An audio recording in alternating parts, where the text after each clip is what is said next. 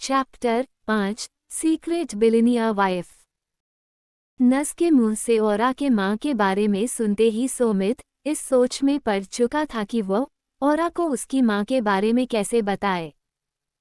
जहां अभी वो पीछे मुड़ा ही था कि अपने पीछे ही खड़ी औरा को देखकर चौंक गया था, तो वही अपनी मां के बारे में इस खबर को सुनते ही औरा की आंखें छलक पड़ी थी।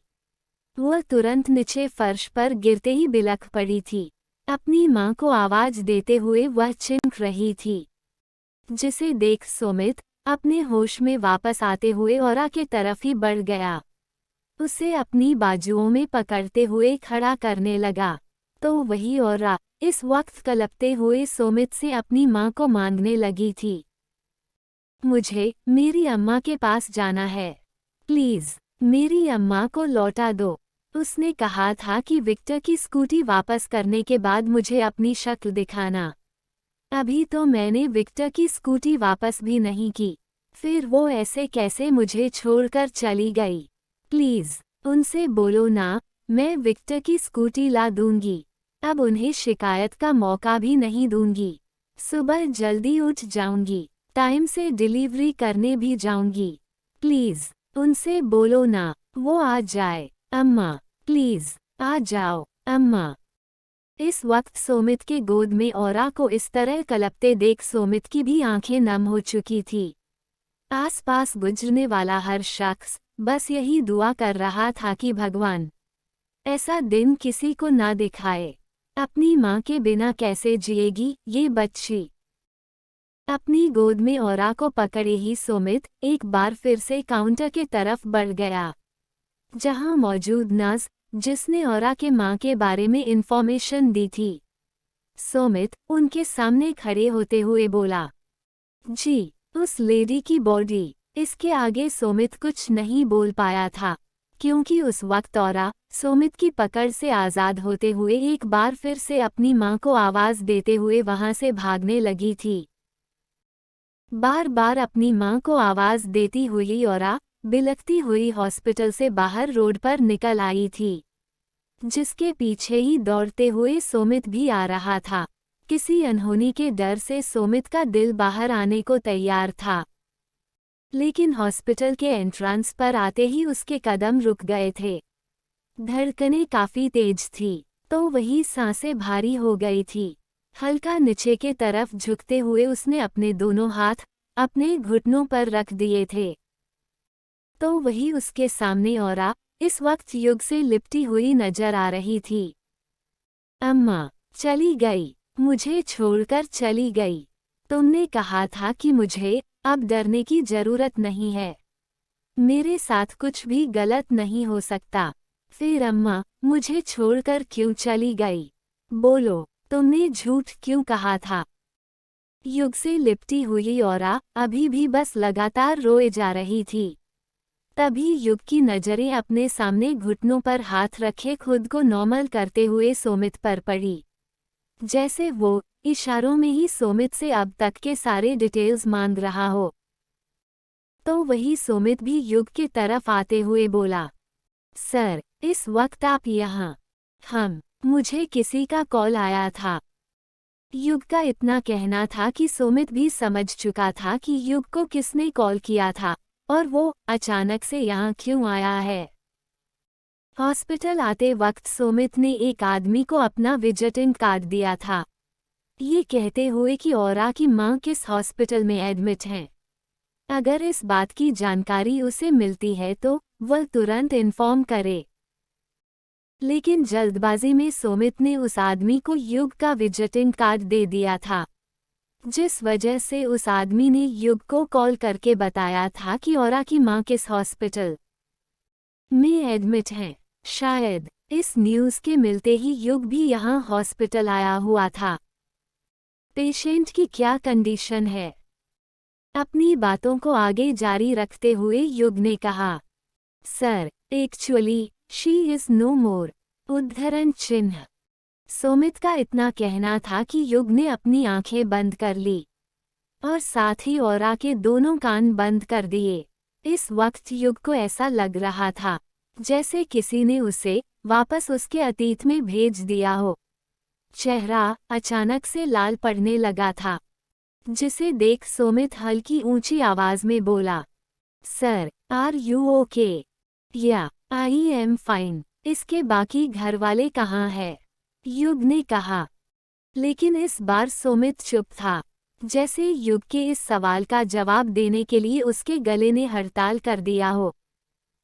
लेकिन युग की घूरती नजरों को देख सुमित थोड़ा हिचकिचाते हुए बोला, सर, वो एक्चुअली इसके फैमिली में बस इसकी माँ थी, और अब माँ भी। उद्धरण चिन्ह।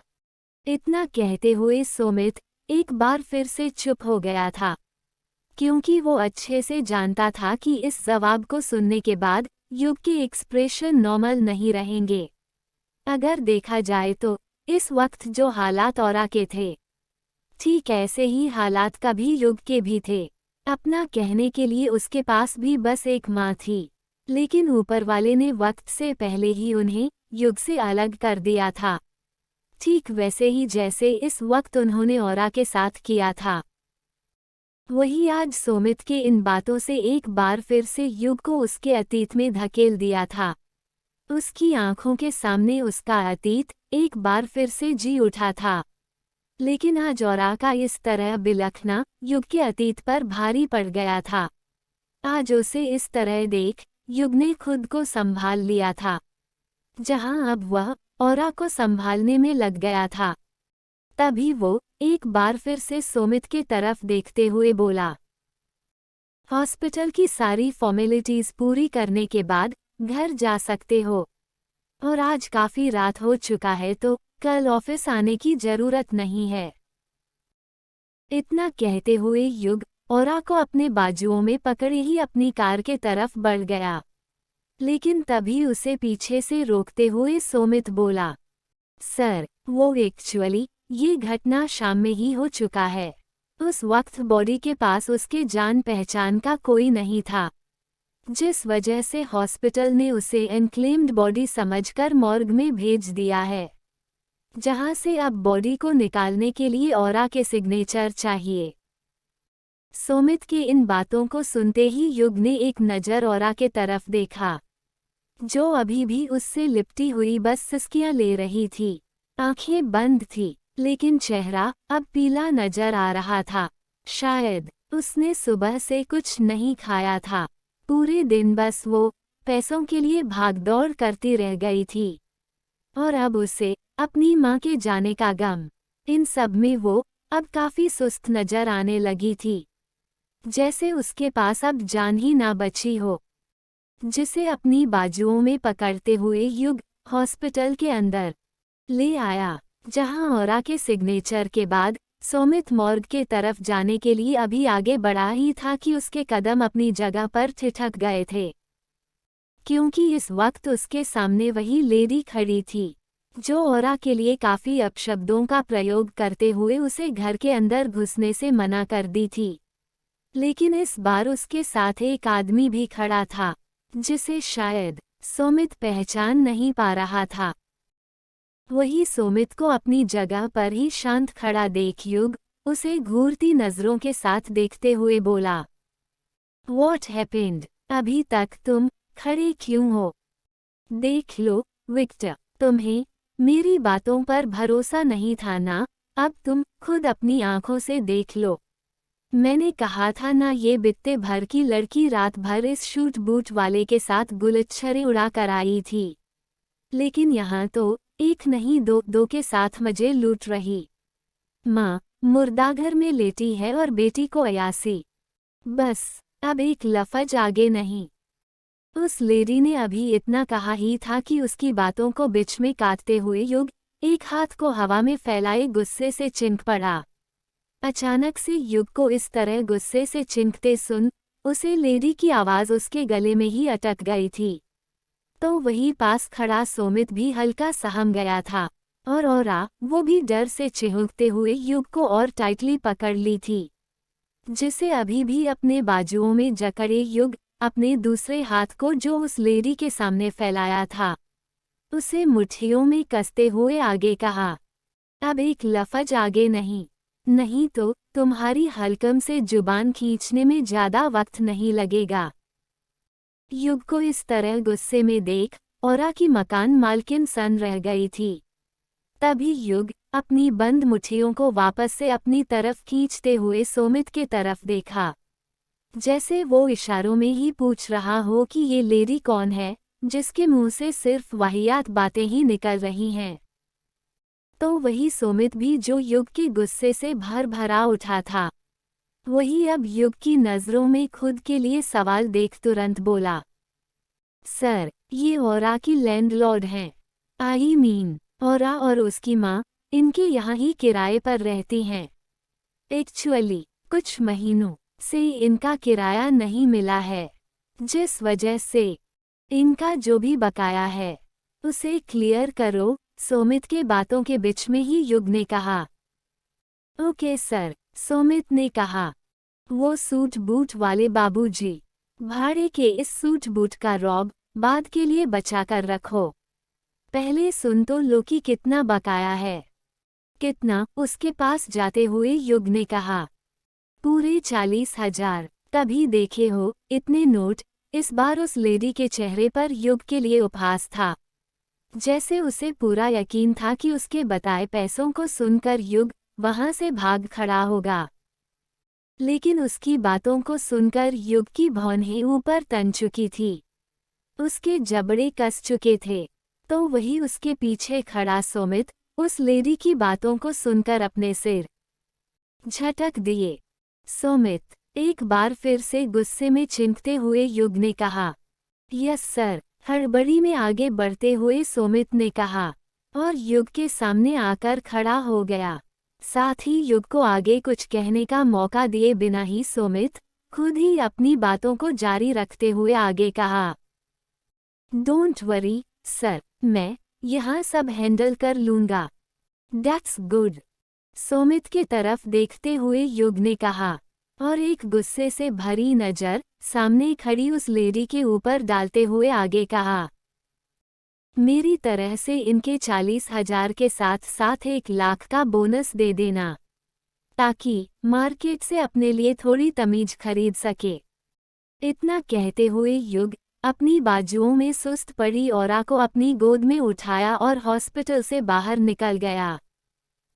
लेकिन अपने पीछे खड़ी उस लेडी को हैरान छोड़ गया था, जिसके साथ ही खड़ा विक्टर भी इस वक्त अवाक था।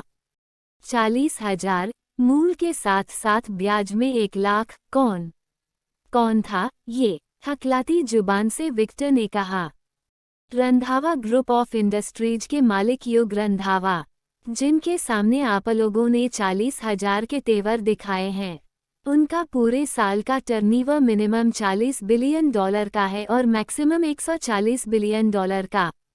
अब आप लोग अंदाजा लगा सकते हैं कि उनका महीने का कितना होगा, और उनके सामने 40,000 की क्या कीमत है। सोमित की इन बातों को सुनते ही वो लेडी एंड विक्टर दोनों अब तक सदमे में जा चुके थे। औरा को अपनी कार में बैठाते हुए युग भी अपनी कार में बैठ चुका था। देवकी मैंशन चलो, युग ने कहा, और ड्राइविंग सीट पर बैठा ड्राइवर कार को देवकी मैंशन के तरफ मोड़ दिया था।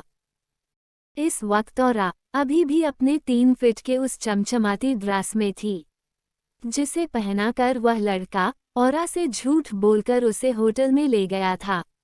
लेकिन इस वक्त उसके ऊपर युग का कोट भी था, जिसने उसके कंधों को ढक रखा था। पूरे दिन की भागदौड़, साथ ही होटल का वह घटना और अब माँ का हमेशा के लिए चले जाना। औरा का शरीर सुस्त पड़ चुका था, साथ ही हल्की बेहोशी की हालत में वह अब चलती कार में लुढ़क रही थी, जिसे देख युग ने उसके सिर को अपने कंधे पर रखते हुए उसे अपने बाजुओं में पकड़ लिया था। लेकिन उसके चेहरे के तरफ देखते हुए वो किसी सोच में भी डूब चुका था। इस लड़की के तरफ मैं खुद को इतना खींचाव क्यों महसूस कर रहा हूँ, सिवाय इसके नाम के? मैं तो इसके बारे में कुछ जानता भी नहीं हूँ। अभी कुछ घंटे पहले ही तो मिला हूँ। फिर इतना लगाव आखिर क्यों? जैसे इसका दर्द सिर्फ इसका नहीं, मेरा भी हो गया है। या फिर जिस हालात से इस वक्त ये गुजर रही है, कभी ऐसे ही हालात मेरे भी थे। शायद इसलिए दर्द समान होने की वजह से इस अजनबी लड़की के साथ अचानक से इतना लगाव हो गया। सर, हम लोग आ गए। युग की सोच पर ब्रेक लगाते हुए ड्राइवर ने कार पर भी ब्रेक लगाते हुए कहा। तभी युग ने भी औरा को एक बार फिर से अपनी गोद में उठाया और मेंशन के अंदर चला गया, जहां पहले से ही एक 40 वर्षीय महिला, जिनकी नज़र मेंशन के मेन गेट पर ही टिकी थी, लेकिन चेहरे पर चिंता की लकीरें साफ नजर आ रही थी, चहलकदमी करते हुए जैसे किसी का इंतजार कर रही हो। तभी मेंशन के अंदर युग को आते देख उनके चेहरे पर छाए चिंता की लकीरें अचानक से गायब हो गई थी, जैसे उन्हें अब तक युग के ही आने का इंतजार था। सामने युग को आते हुए देख वह भी जल्दी से उसकी तरफ बढ़ गई थी, लेकिन उसकी गोद में एक बेहोश लड़की को झूलते हुए देख उनके कदम अपनी जगह पर ही ठिठक गए थे। युग, ये लड़की कौन है? और ये तो बेहोश। सीमा मौसी, आप प्लीज डॉक्टर को कॉल कीजिए, इसे अभी ट्रीटमेंट की जरूरत है, बाकी बातें हम बाद में करते हैं।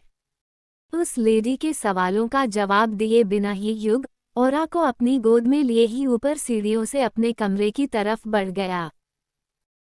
कुछ देर बाद ही डॉक्टर ने आकर औरा का ट्रीटमेंट भी स्टार्ट कर दिया, जिसके पास ही युग और वो लेडी खड़ी थी, जिसे युग ने थोड़ी देर पहले सीमा मौसी कहकर बुलाया था। औरा को एक इंजेक्शन के साथ साथ उसके पास ही एक ग्लूकोज की बोतल लटकाते हुए डॉक्टर ने कहा, मिस्टर युग, घबराने वाली कोई बात नहीं है। आपने इस लड़की के बारे में जितना बताया है उससे यही लगता है कि इसे अपनी मां को खोने का सदमा लगा है। साथ ही इसका शरीर भी काफी कमजोर लग रहा है, जैसे इसने काफी वक्त से खाना ना खाया हो, या फिर हमेशा से इसे भरपेट खाना नसीब ना हुआ हो। फिलहाल आज रात तक ये नींद में रहेगी। कल सुबह इसके कंडीशन को देखते हुए हम आगे का ट्रीटमेंट स्टार्ट करेंगे। ओके डॉक्टर, थैंक यू, युग ने कहा। यूर वेलकम मिस्टर युग, डॉक्टर ने कहा और अपने बैग को कंधे पर टांगते हुए कमरे से बाहर निकल गए, जिनके पीछे ही यानी कि उस डॉक्टर को बाहर छोड़ने के लिए वो लेडी भी बाहर निकल आई थी। अगली सुबह डाइनिंग टेबल पर बैठा युग इस वक्त अपना ब्रेकफास्ट खत्म कर रहा था। तभी उसके सामने ही एक चेयर खींचते हुए सोमित बोला, गुड मॉर्निंग सर। लेकिन उसके उस बात पर युग उसे गुड मॉर्निंग विश करने की बजाय घूरने लगा था। अच्छा, सॉरी, मैं भूल गया था कि मेरा वर्किंग ओवर खत्म हो चुका है।